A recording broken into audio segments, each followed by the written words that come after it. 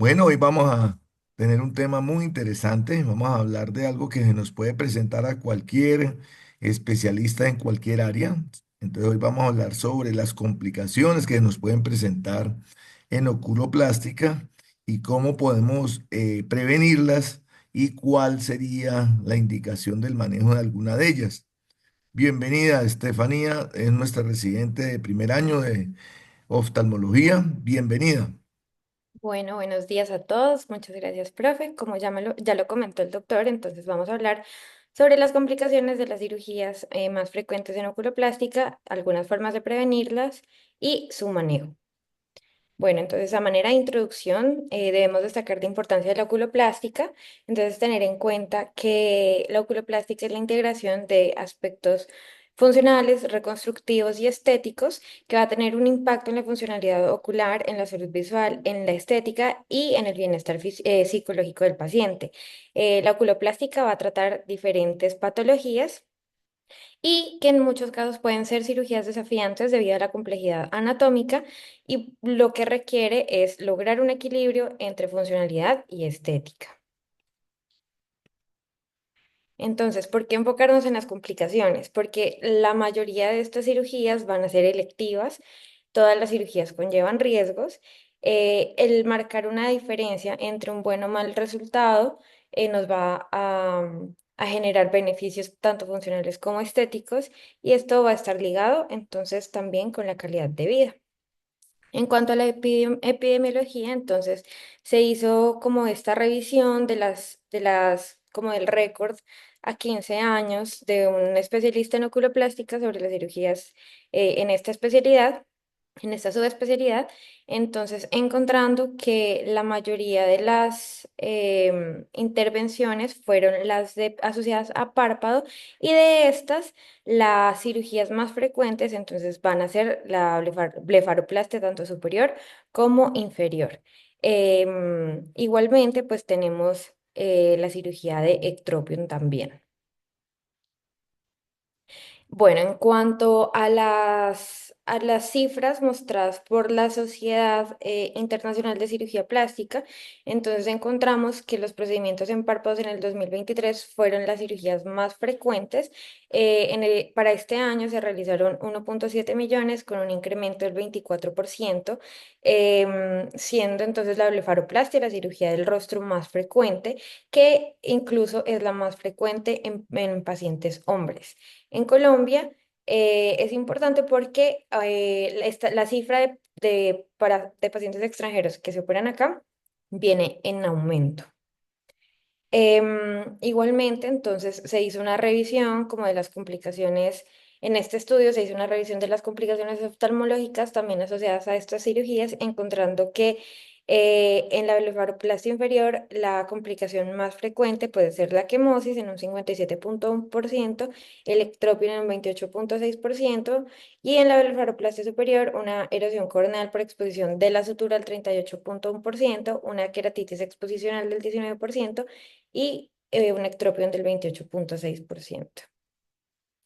Bueno, entonces vamos a recordar algunas indicaciones de estas cirugías. En este caso, para la charla, teniendo en cuenta que es un tema tan extenso, nos vamos a basar principalmente entonces en la blefaroplastia superior.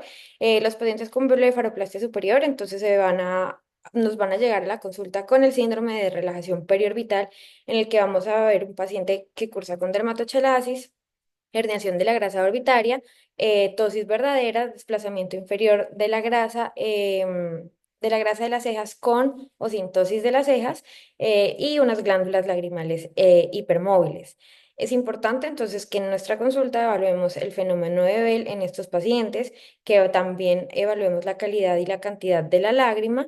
Es importante ver si nuestro paciente cursa con lesiones corneales. Es importante que evaluemos entonces esa posición palpebral y si tenemos condiciones asociadas como la exposición solar, porque esta nos va a generar pérdida de las fibras elásticas, así como nos indica que el paciente tiene riesgo de queratitis actínica o de oncea vasocelular. En cuanto a la orbitopatía tiroidea, es importante que también la evaluemos porque en la orbitopatía tiroidea vamos a tener un incremento de la vasculatura, lo que también nos puede generar complicaciones a la hora de la cirugía. Así como también es importante que hablemos del edema palpebral si es secundario, por ejemplo, a otras patologías como la falla cardíaca. Entonces, recordemos, dentro de las indicaciones de la blefaroplastia superior, entonces tenemos pacientes con defectos del campo visual, cuando hay tosis de pestañas que nos están generando irritación corneal, cuando tenemos dolor por hipermovilidad glandular en pacientes con dermatochalasis y cuando hay herniación grasa. Continuando entonces con la blefaroplastia inferior, igualmente los pacientes se van a presentar con el síndrome de relajación periorbital. Por lo general, el impacto es más estético y tiene más relación con la percepción del paciente. Entonces, es importante que evaluemos también la parte de la herniación grasa, el grado de la herniación grasa. Entonces, lo que vamos a hacer es presión en el párpado superior contra el globo generando una tirantez del septum, lo que nos va a mostrar la cantidad de grasa que se puede herniar. Es importante también que evaluemos el exceso de piel y con esto vamos a determinar la cantidad de piel que podemos retirar sin desplazar el párpado. Importante también que evaluemos el tono horizontal con el snap test, en el que vamos a descender el párpado con el pulgar y soltarlo sin que el paciente parpadee. Así lo que vamos a evaluar es si el párpado regresa al globo ocular, lo que nos va a indagar un buen tono y así esto nos va a indicar que de pronto podemos tener un abordaje más agresivo, mientras que de lo contrario debemos tener más cuidado con ese retiro de la piel. Si el párpado entonces al hacer este test no regresa, indica que tiene un tono pobre y se debe intentar pues combinar otras técnicas con acortamiento del párpado, por ejemplo, más la remoción de la piel o realizar un abordaje transconjuntival en el que se considere pues el uso de también una tira tarsal para ajustar más bien mejor ese párpado. También es importante que evaluemos el contorno del músculo orbicular, la redundancia pretarsal, que con esto pues nos indica que debemos tener vamos a hacer una decisión, debemos tener una decisión, debemos realizar una decisión cuidadosa o ajustar con suturas al tarso. Entonces, en la blefaroplastia inferior, pues dentro de las indicaciones, entonces tenemos el exceso de piel, la herniación de grasa, y si vemos un paciente que no tiene exceso de piel, podemos realizar un abordaje transconjuntival. En cuanto a la corrección de la tosis, entonces en nuestra consulta es importante que determinemos esa causa, si es congénita o es adquirida. Entonces, dentro de las causas adquiridas tenemos la aponeurótica por cambios involucionales o desinserción de la aponeurosis, pues que sea de etiología miogénica, por disminución de la función del elevador en casos como miastenia gravis u oftalmología progresiva. Tenemos la de etiología neurogénica por parálisis del tercer par o de causa ya mecánica por masas palpebrales o cicatrización lamelar o traumática. Entonces, es importante que cuando estamos examinando al paciente determinemos la severidad de la tosis, la función del elevador, la altura del pliegue. Igualmente, debemos evaluar los problemas coexistentes como la retracción del párpado inferior, la redundancia de la piel y la retracción del párpado superior contralateral. Entonces, dentro de las indicaciones, pues tenemos los pacientes con ese campo visual obstruido, eh, pacientes con apariencia cansada, fatiga de la frente, y en niños es importante que tengamos en cuenta que, pues en el caso de una parálisis, de una tosis, perdón, congénita, siempre debemos evaluar el estrabismo y corregir primero el estrabismo y por lo general en estos pacientes chiquitos nos esperamos hasta los 3 años ya para hacer una corrección de la tosis. Y en cuanto a la corrección del ectropion, entonces recordemos pues que tenemos diferentes causas también. El ectropion puede ser involutivo, en el que hay una laxitud del párpado inferior, puede ser cicatricial por acortamiento lamelar de la lamela anterior, puede ser paralítico por pérdida del tono del músculo orbicular y asociado con una parálisis del nervio facial en el ectropio lo que se va a encontrar es un desequilibrio de la lamela anterior con respecto a la lamela posterior. Entonces, en cuanto a las formas de corrección, tenemos diferentes técnicas. En caso de un ectropión involutivo, entonces podemos realizar un acortamiento del párpado inferior mediante la técnica de la tira tarsal o con escisión del grosor total del lugar donde tenemos un ectropión mayor. En el caso del cicatricial, entonces podemos usar un injerto de espesor completo asociado también a la tira tarsal o en el paralítico igualmente usar tira tarsal lateral. Ya pues teniendo en cuenta, o sea, según todas las técnicas que usemos, pues esto nos va a conllevar pues unas consecuencias y complicaciones pues diferentes también. Entonces ya vamos a hablar un poco más ya de las complicaciones, algunas formas de prevenirlo y el manejo.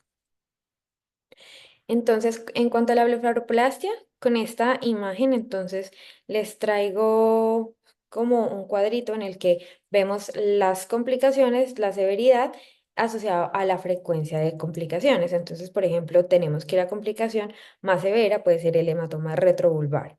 Y en cuanto a la frecuencia, entonces tenemos reacciones de hipersensibilidad, cicatrices, hematoma perivulvar.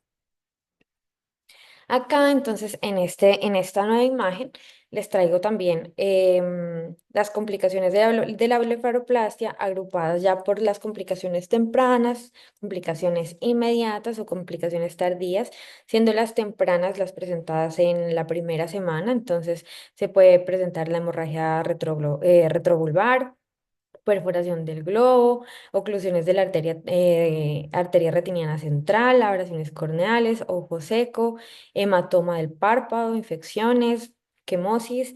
En la intermedia tenemos, pues ya se puede hacer evidente la malposición del párpado superior con tosis, con lagoftalmos, malposición del párpado inferior, exposición corneal, disfunción del sistema lagrimal, incluso estrabismo.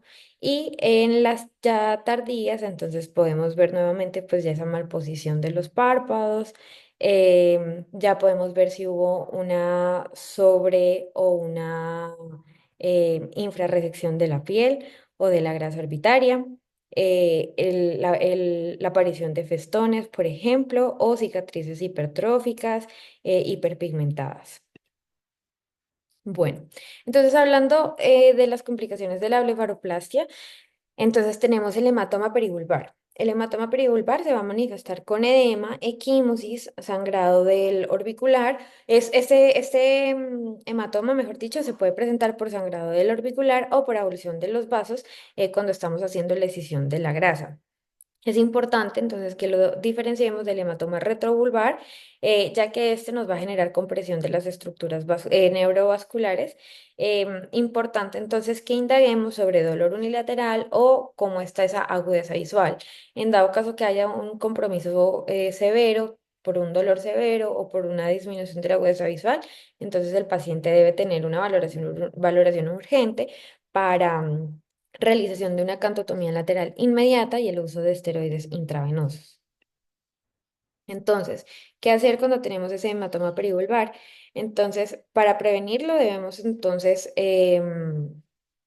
realizar intraoperatoriamente una hemostasia adecuada, debe haber un adecuado control de la presión arterial, se puede hacer una irrigación intraoperatoria con solución salina fría.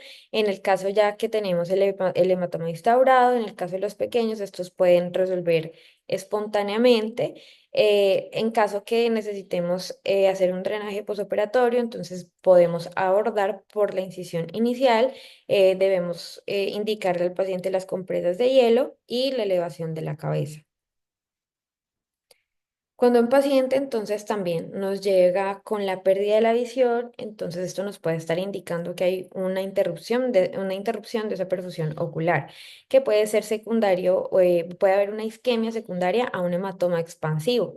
La hemorragia entonces va a ocurrir aproximadamente entre las 12 a las primeras 24 horas y como les manifestaba antes, viene acompañado de un dolor orbital severo. Entonces, para evitarlo, debemos evitar una tracción excesiva sobre la grasa orbitaria y hacer una adecuada hemostasia. indicarle al paciente, ya pues con la valoración preanestésica también, suspender la aspirina preoperatoria. Cuando tenemos entonces un hematoma expansivo, lo que debemos hacer es liberar esas suturas y evacuar ese coágulo. Cauterizar entonces muy bien esta área de sangrado. En casos de la presión intraocular elevada, iniciar manejo puede ser con timolol y con manitol intravenoso.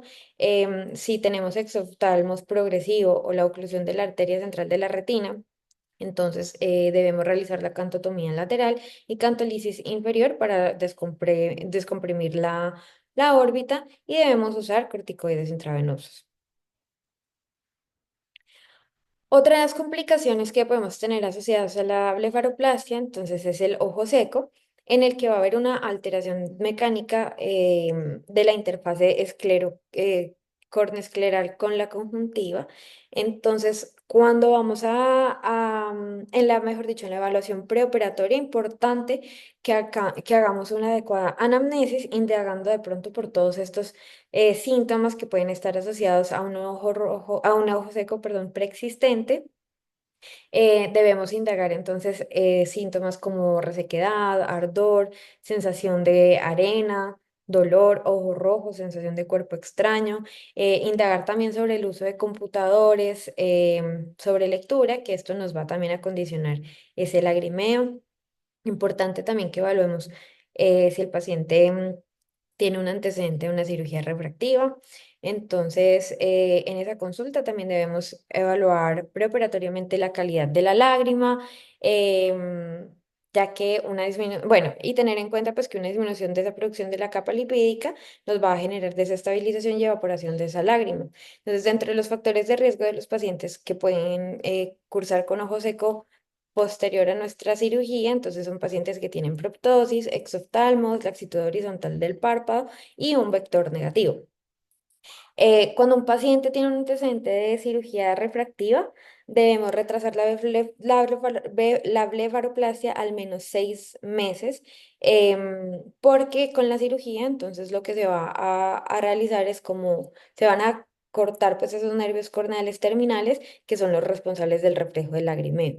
Entonces es importante que al menos esperemos estos 6 meses. Y también es importante porque que en la consulta preoperatoria midamos la prominencia del globo ocular.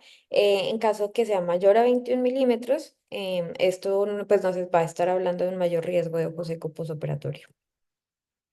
Entonces, en cuanto a lo que debemos hacer, entonces se debe mantener la integridad del párpado inferior, lo que nos va a disminuir pues ese ojo seco. Se puede optar por hacer un soporte cantal lateral que nos va a disminuir tanto la laxitud del párpado inferior como nos va a permitir que haya una mejor adherencia de la película lagrimal.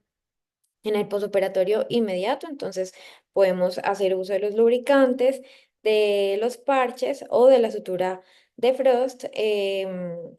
En el posoperatorio prolongado, es decir, mayor a 3 meses, entonces podemos hacer uso de flux, reposicionar ese párpado inferior con injertos de dermis porcina, por ejemplo, o hacer cantoplastia o suspensión del tercio medio de la cara. Y también tenemos el uso que podemos usar, la emulsión de ciclosporina. Entonces acá tenemos la sutura de Frost, esos injertos con dermis porcina o el lifting del tercio medio de la cara. Bueno, otra de las complicaciones, entonces, es la quemosis, que se va a presentar por manipulación conjuntival, por lesión corneal, por infección, pues, por disrupción linfática orbitaria en la manipulación septal o por desecación escleral. La quemosis entonces se presenta porque hay una mayor permeabilidad vascular y disrupción linfática y nos puede generar un prolapso conjuntival progresivo. Entonces, ¿qué podemos hacer de manera intraoperatoria? Entonces, la literatura nos indica que se puede hacer como una profilaxis con un enjuague con solución balanceada, usar gotas o ungüentos lubricantes mientras estamos en la cirugía, hacer un cierre intermitente de los párpados, usar gasas con solución salina fría, intentar lograr una elevación de la cabeza y limitar el uso de líquidos intravenosos. Ya bueno, podemos usar también, entonces, como manejo, en el posoperatorio podemos usar entonces los lubricantes. En el caso de una quimosis leve, podemos usar fenilefrina, un ungüento de tobramicina con dexametasona. Ya en una quimosis ya más prolongada, que dura entre 7 que ya está presente a los 7 a 10 días, usar un corticoide como la fluorometalona o la prednisolona. Podemos usar el parche ocular, suturas de Frost. En el caso de una quimosis severa, podemos usar un vendaje elástico de la cabeza durante las noches, y en casos refractarios podemos realizar una conjuntivotomía en el consultorio, con que vamos a hacer una leve incisión con una tijera de Westcott en la conjuntiva temporal para liberar como pues todo este proceso que está sucediendo. Bueno, en cuanto a la infección o la inflamación, entonces está principalmente, como estas reacciones se pueden manifestar por reacciones de hipersensibilidad perioperatoria, que se van a manifestar con eritema o con conjuntivitis, y esta va a ser secundaria, por ejemplo, a preservantes o en algunos casos que se use neomicina. Puede haber inflamación o infección de la sutura, que se puede evidenciar hasta 2 semanas después, y se va a manifestar con eritema. Va a haber también una epitelización de los tractos, de la sutura, que nos puede generar quistes epidermoides subcutáneos, y también el paciente puede realizar, pues se puede presentar una celulitis preseptal u orbitaria. Importante que también diferenciemos cuando tenemos un paciente que está presentando una infección atípica mayor a 6 semanas, que puede estar infectado con micobacterias. Mm, entonces aquí lo que vamos a hacer pues es el manejo de la infección con tratamiento antibiótico tópico o sistémico según la etiología. Evaluar entonces si tenemos un absceso secundario a la sutura, en el que debemos retirar esa sutura y hacer un desbridamiento. También el paciente puede cursar con granulomas piógenos. Estos se van a manifestar, se van a evidenciar como masas pedunculadas, lisas.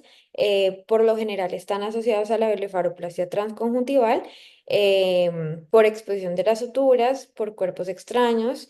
A veces los pacientes llegan a la cirugía con maquillaje y esto nos puede generar estos granulomas. Se pueden generar por ungüentos retenidos o por la grasa licuefacta.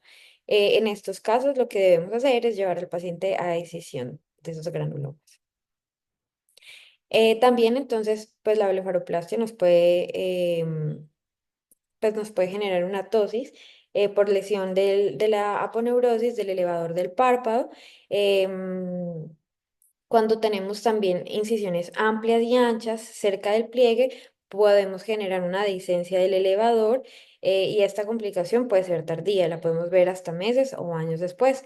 Y también la tosis se puede presentar como un efecto anestésico local en el músculo de Müller, o por edema o por un hematoma intramuscular. En cuanto a la tosis, entonces es importante hacer una adecuada prevención de esa dehiscencia, con sutura de fijación supratarsal, en la que vamos a usar Vicryl 5 ceros en la dermis a través de la placa tarsal superior, aproximándola verticalmente hacia la aponeurosis.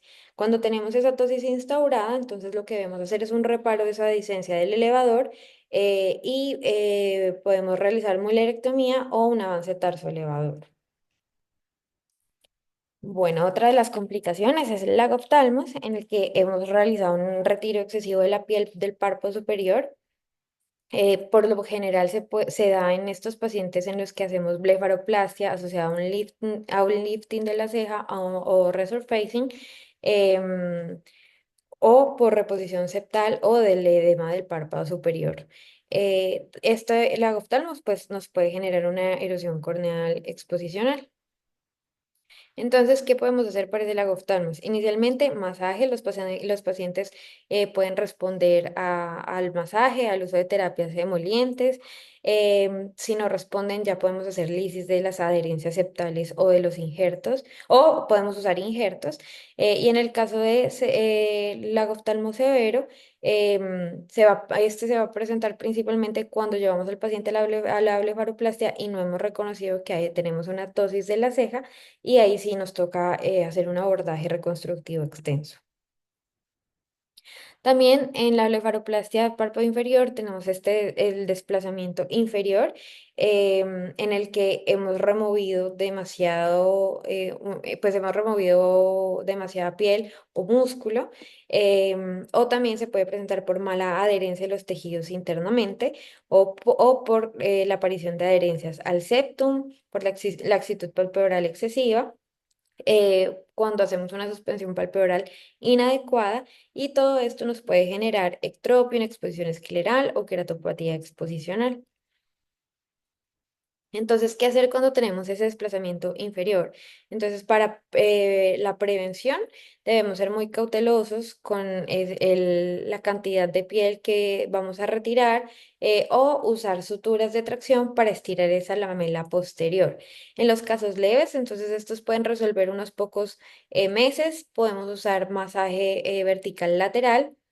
También podemos usar la sutura de Frost, también podemos usar tramsinolona en el caso de que haya cicatrices, que este nos va como a ablandar esas cicatrices, y el uso de lubricantes. Y en los casos severos debemos llevar al paciente a reintervención, pero esta la debemos diferir entre 4 a 6 semanas. Lo que podemos hacer es liberar la banda cicatricial, tensar con una tira tarsal lateral y evaluar si el paciente requiere también injerto de la piel. Cuando tenemos, pues, posterior a la cirugía, un exceso de grasa o de piel residual, entonces podemos hacer un abordaje transconjuntival o una incisión que se limite a ese paquete graso para retirarlo. Em, También podemos hacer un abordaje por la incisión inicial cuando lo que queremos es retirar un poco de ese exceso de piel. Es importante que reintervengamos al paciente hasta 6 a 12 meses después, porque antes vamos a tener mayor vascularización y menos movilidad de la grasa, lo que nos puede llevar a complicaciones aún mayores. Bueno, ahora, en cuanto a la corrección de la tosis, bueno, muchas de estas cirugías van a compartir muchas complicaciones de las que ya hemos hablado. Entonces, por ejemplo, en la corrección de la tosis puede haber hemorragia orbitaria, puede haber edema, puede haber lagoftalmos perioperatorio. Podemos haber generado una sobre o una subcorrección que la vamos a ver posterior a las 3 semanas. Bueno, en los niños, aquí en la corrección de la tosis, por lo general se intenta hacer una sobrecorrección de 2 milímetros o menor. Y también se puede presentar eversión o inversión del borde palpebral o incluso lesión del recto superior. Igualmente se puede presentar quemosis, queratopatía y ulceración corneal. Entonces, dentro de la corrección de esas complicaciones de la tosis, podemos hacer el drenaje del hematoma, podemos usar compresas frías, podemos usar los masajes que también nos van a ayudar cuando hemos hecho esa hipercorrección. El uso de lubricantes es importante, y también en algunos casos debemos usar la tarsorrafia temporal, que nos va a permitir como hacer un abordaje al ojo de, pues con los medicamentos que sean adecuados según la condición que esté presentando el paciente. Pero pues nos va a mantener más bien ese ojo más tranquilo, sin mayor exposición. Bueno, también dentro de de los manejos, entonces se puede abrir la incisión del pliegue, y con esto podemos ajustar esa altura palpebral avanzando o retrocediendo sobre la aponeurosis del elevador. Y en algunos casos, pues debemos evaluar si debemos entonces entrar a hacer un abordaje en el párpado contralateral. Bueno, y en cuanto a la corrección del ectropio, entonces como les decía previamente, va a depender mucho, pues tenemos muchas técnicas quirúrgicas de abordaje y cada una de estas técnicas nos va a conllevar unas complicaciones pues diferentes. Entonces, por ejemplo, cuando hacemos una corrección del ectropion con escisión del grosor completo, podemos generar en el paciente una eversión completa de la placa tarsal cuando tensionamos ese párpado inferior y tenemos unos retractores flojos o desprendidos. Entonces, lo que podemos hacer es posicionar esos retractores en el borde inferior de la placa tarsal o realizar un procedimiento de Jones. Em, cuando realizamos una resección tarsal lateral, entonces como complicación vamos a tener un acortamiento palpebral en el que vamos a tener una disrupción del ángulo cantal lateral, vamos a generar un redondeo del canto o podemos llevar al paciente a cursar con una retracción del párpado. Cuando realizamos una tira tarsal, igualmente vamos a tener la disrupción del ángulo cantal lateral, un redondeo del canto, una retracción del párpado. El paciente también puede presentar granulomas y podemos cursar con una eversión persistente del punto lagrimal. Entonces es importante que siempre evaluemos el tipo de sutura que vamos a usar. Que siempre esté muy bien cubierto por conjuntiva, porque esto pues nos puede condicionar la aparición de los granulomas. Intraoperatoriamente, que siempre comprobemos el nivel cantal, em, que ya cuando tenemos esa tira tarsal asegurada, entonces veamos qué tan tensionado tenemos, qué tanta tensión horizontal tenemos y en estos casos pues ajustar esa tensión. Y cuando tenemos una distorsión del párpado, ya posterior a 6 meses, podemos llevar al párpado a una escisión en cuña medial. Cuando realizamos una decisión diamante de la conjuntiva medial, entonces el paciente puede cursar con cicatrices locales, contracción conjuntival y un punto lagrimal invertido. Entonces, lo que podemos realizar es una escisión conjuntival y el uso de cauterio retropuntal, lo que nos va a generar es una contracción del tejido y esto nos puede llevar a una mejor orientación de ese punto lagrimal que está invertido. Cuando tenemos una decisión en cuña medial, entonces podemos dejar ese extremo medial alejado del ojo cuando no hemos hecho una sutura de fijación posterior o esta sutura es insuficiente. Entonces es importante que en este caso esperemos la cicatrización y reintervengamos al paciente a los 6 meses y ahí sí hagamos una sutura del párpado a la cresta lagrimal posterior. Bueno, también podemos tener un ectropión cicatricial. En este caso, podemos usar un injerto de piel de grosor completo. En este ectropión cicatricial, entonces puede haber una corrección incompleta o que hayamos inicialmente pues usado un injerto muy pequeño. Entonces aquí podemos reintervenir al paciente a los 6 meses. Y ya, pues, para finalizar, este tema, pues, es bastante extenso, pero en cuanto a las medidas preoperatorias, es importante entonces que hagamos una adecuada anamnesis, que tengamos un plan quirúrgico personalizado, que tengamos en cuenta la anatomía que es individual, pues, en cada paciente, esa laxitud de los párpados, por ejemplo, que va a variar y que si no le evaluamos, pues, nos puede traer muchas complicaciones y que también tengamos muy en claro a la hora de la cirugía las expectativas que tenga el paciente. Igualmente que hagamos una adecuada, que conozcamos esa técnica quirúrgica de manera meticulosa y que hagamos un seguimiento estrecho de los pacientes. Importante entonces siempre señalar los signos de alarma para reconsultar.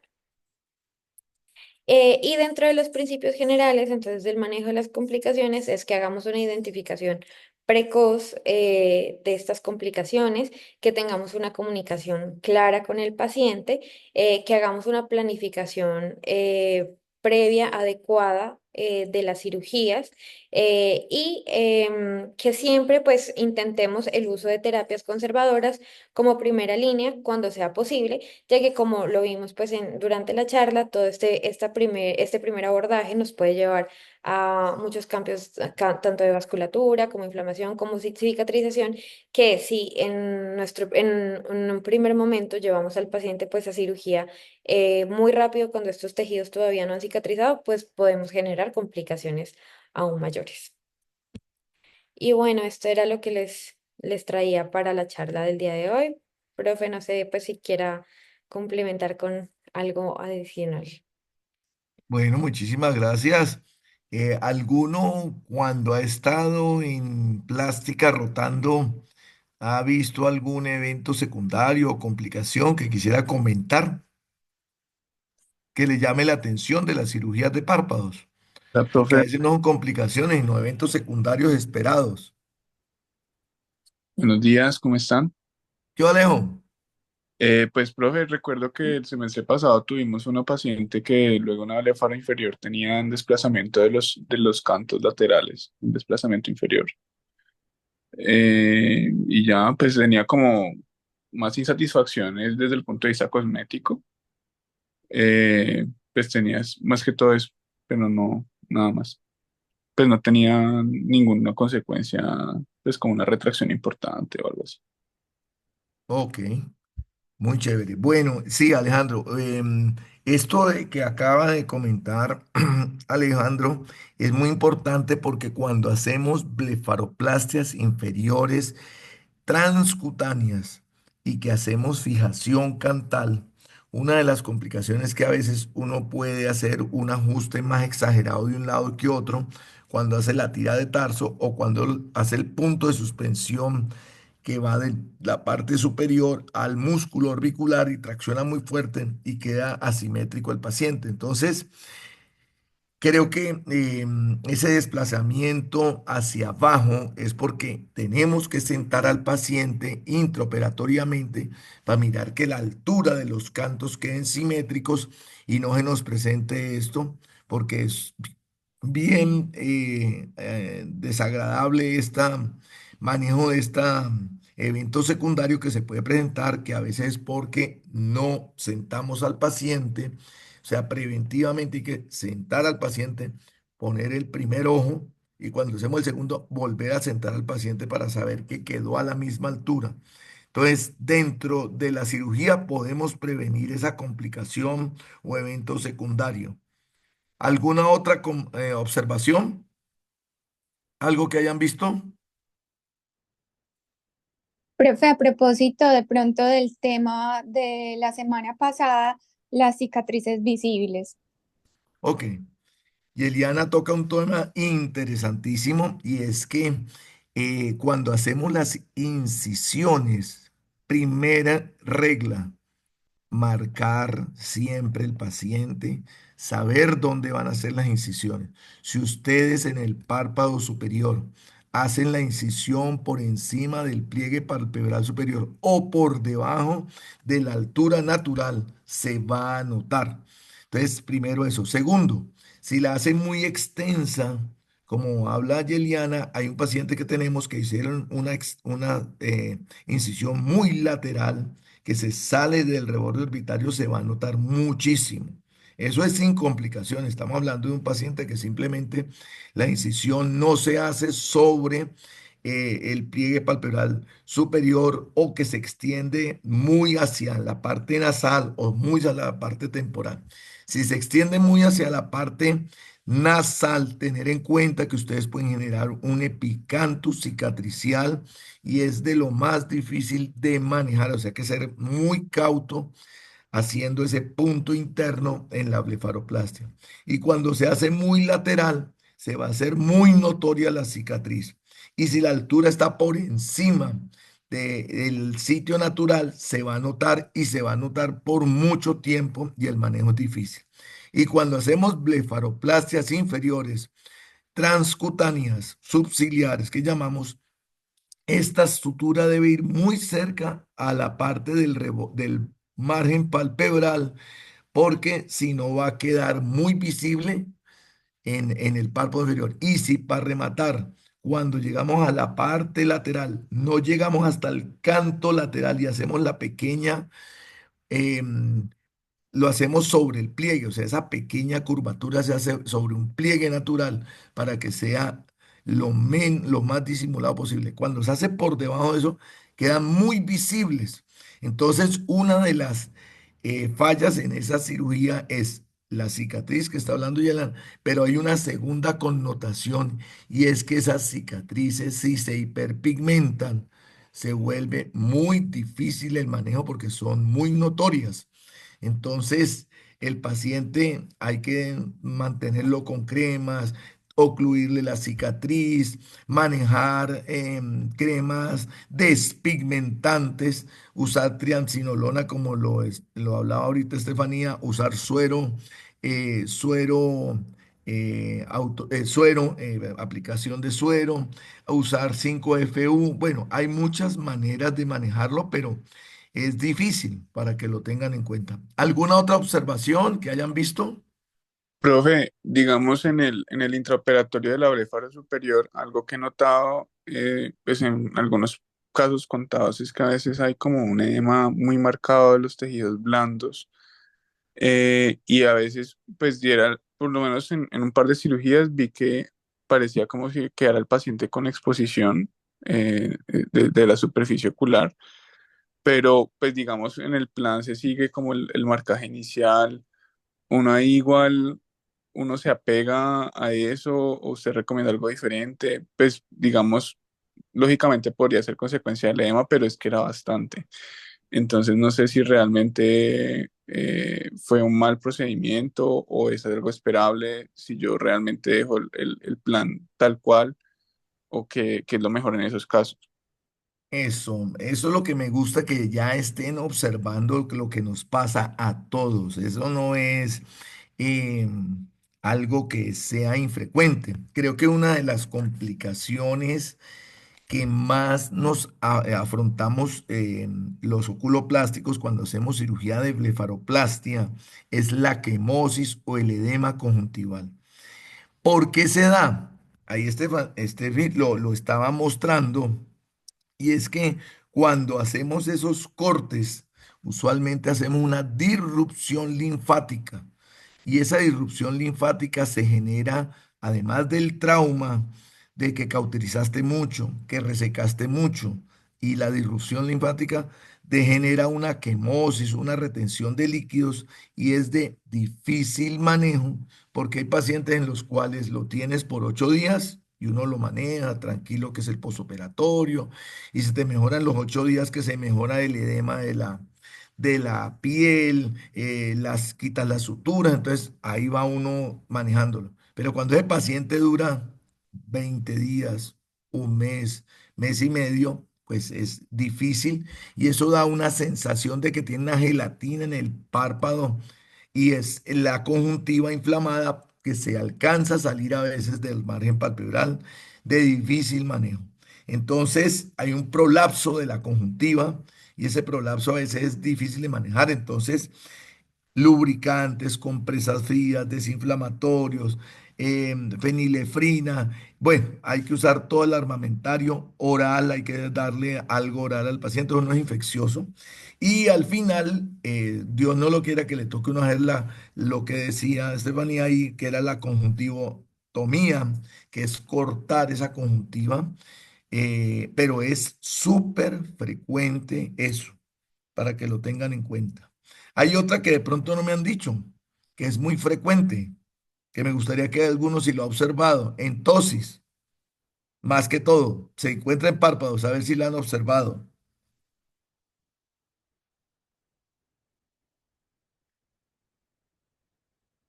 ¿Cuál puede ser? Una complicación o evento secundario, no complicación. Más, hablemos más de evento secundario. ¿Cuál? Si la han visto y que habló Estefanía ahorita de eso. El lagoftalmos. No se olviden que el lagoftalmos es muy frecuente en los pacientes que se hace blefaroplastia, así uno recorte a veces la piel adecuada puede quedar un lagoftalmos y si haces una tosis palpebral, se presenta con frecuencia un lagoftalmos inicial que puede durar unos 4 o 5 días y se va mejorando.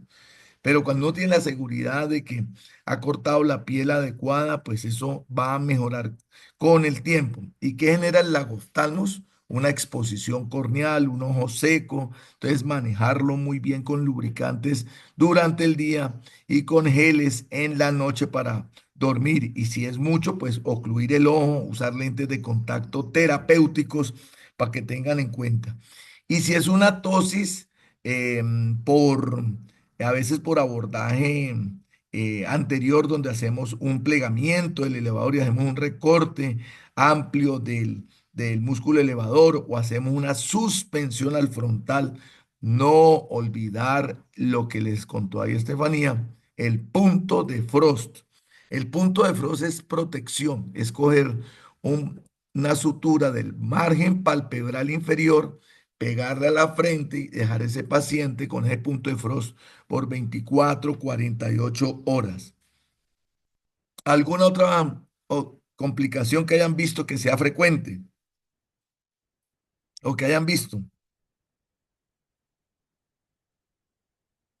Y pues la última, de pronto importante, es la retracción del párpado inferior, que es uno de los procedimientos en los párpados inferiores que cuando se hacen esos abordajes subciliares, transcutáneos, pues a veces se reseca mucha piel porque queremos eso. Y entonces a veces no es una retracción palpebral, es que se produce un una cosa que le llamamos ojo de muñeca, ojo en muñeca, porque el canto lateral se queda redondo por la tracción, entonces no tiene esta tracción hacia arriba, sino que queda hacia abajo y da una forma redonda que le llamamos ojo en muñeca. Entonces eso es de lo difícil de manejar, porque después uno tiene que entrar a cirugía a corregirlo tardíamente, porque no se debe hacer inmediatamente, para hacerle la suspensión con la tira de tarso, que es una técnica que funciona muy bien en estos pacientes. ¿Algún otro comentario, Estefanía, tú que diste la charla? ¿Algo que me quedó en el tintero? No, profe, yo creo que fue súper necesaria esa intervención, porque ahí como que nos acercó un poquito más pues sí, a la realidad, a lo que vemos ya en la consulta e intraoperatoriamente. Bueno, entonces para todos un feliz semana. Excelente Muchas todo, gracias. gracias. Muchas gracias, que estén muy bien. Chao. Chao.